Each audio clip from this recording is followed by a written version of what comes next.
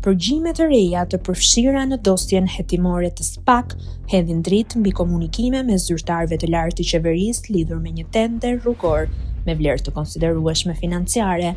Në qendër janë mesazhet mes zëvendës kryeministres dhe ministres së infrastrukturës Belinda Balluku veç drejtorit të autoritetit rrugor shqiptar Evis Berberi, ku Balluku shprehet se kryeministri Edi Rama i kishte kërkuar të takonte biznesmenin Ram Geci.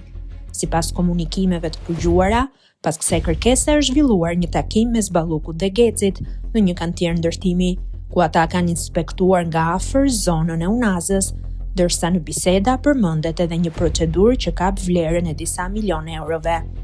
Më pas, autoriteti rrugor shqiptar shpalli tenderin për ndërtimin e rrugës Porto Romano Durrës, loti 3, i cili përfundimisht u fitua nga kompania Geci SHPK në pronësi dhe administrim të Ram Gecit.